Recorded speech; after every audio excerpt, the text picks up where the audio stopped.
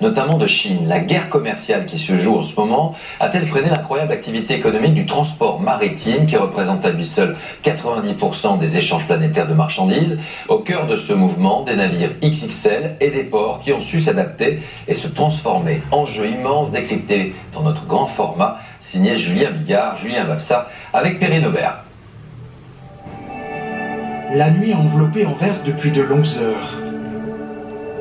Et pourtant, à 1h du matin, le ballet des géants des mers continue, illuminant le port dans l'obscurité. Sur ce porte-conteneurs français, le Saint-Exupéry est ici, là, en train de couler dans la Narse. Le déchargement des marchandises que vous trouverez dans quelques jours dans vos magasins se poursuit.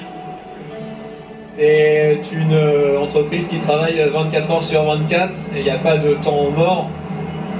C'est vraiment le but de réduire au maximum les durées d'escale pour avoir un maximum de transport maritime réalisé. Une course contre la montre, car le monde n'a jamais autant échangé de marchandises par bateau. 6 milliards de tonnes il y a 20 ans, 11 milliards aujourd'hui. Des vêtements, de l'électronique, des cosmétiques ou aliments transitant par les mers, sur des mastodontes toujours plus grands.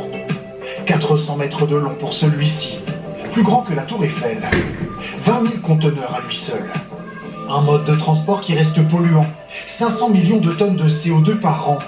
3% des émissions de gaz à effet de serre dans le monde. Mais cette frénésie profite aux armateurs et ports français. Retour sur notre porte-conteneurs à Anvers le lendemain matin. 1000 boîtes doivent être chargées et déchargées sur ce port. So far we are finishing at midnight operation. Yeah. Depuis la cabine, Valentin André doit s'assurer du bon équilibre du bateau pendant l'opération. Si vous voyez, c'est toujours symétrique. Bâbord, tribord, tac, tac. Les prochains conteneurs à décharger, il faut qu'ils soient au-dessus de la pile. Et les ports suivants soient en dessous. On peut pas. On essaie au maximum de faire ça parce qu'on ne peut pas décharger toute une colonne pour prendre un conteneur au fond. J'ai l'impression que c'est Tetris. C'est Tetris un peu, ouais. Dans les ports, la majorité des conteneurs viennent d'Asie. Mais sur ce bateau, beaucoup de marchandises françaises à destination des États-Unis. Les exportations européennes vers le pays de l'oncle Sam ont plus que doublé en 10 ans. Conteneur réfrigéré pour New York. Il y en a deuxième au-dessus. Là, ici, on a des produits cosmétiques, des bonbons par exemple.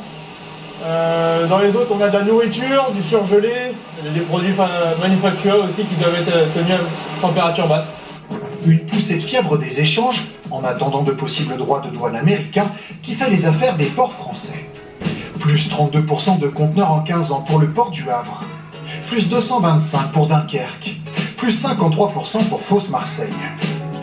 Une expansion qui se voit en un coup d'œil depuis le ciel. Le port sur la Méditerranée semble avoir doublé de taille. Au sol, ou plutôt perché dans un portique à 60 mètres de haut, les chargements de bateaux s'enchaînent. Là, on a le portiqueur qui, dans une séquence de chargement, sur un navire qui fait la rotation Asie-Méditerranée. En 20 ans de présence ici, Ludovic Lamontagne a vu la taille des bateaux exploser. C'était encore inimaginable il y a une dizaine d'années de travailler sur des navires de cette taille-là. Il faut bien quand même se rendre compte de la capacité de transport de ces navires-là. C'est 3 terrains de foot en longueur, quasiment un terrain de foot de largeur, ce qui est phénoménal. Le port a acheté 6 nouveaux portiques et il compte en commander 2 supplémentaires. Car la menace des droits de douane américains ne devrait pas freiner la mondialisation sur le long terme. Nos projections de croissance sont d'environ 3 à 5% par an. Nous avons donc besoin d'acheter de nouveaux portiques pour pouvoir servir des navires qui sont de plus en plus gros, de plus en plus hauts, de plus en plus imposants. Un surcroît d'activité qui ruisselle dans les centres logistiques. Ils ont poussé comme des champignons autour du port. Ici, 5 nouveaux salariés déchargent un conteneur arrivé d'Asie, rempli de cartons de vêtements. Là, il y en a 1997. Après, c'est pour les divers magasins qui passent les commandes en fait. Ça va un peu partout en France. Des jeans, des t-shirts, et un peu plus loin des boîtes de petits pois, de la vanille ou du café. Ça vient du monde entier, en effet. Face à ce flux constant, la directrice du site pourrait déjà pousser les murs, pourtant flambant neuf. Parce qu'il y a de la demande, les clients n'arrivent pas vraiment à fluidifier leurs ventes, et donc le besoin en stockage est grandissant. Ça déborde. Ça déborde.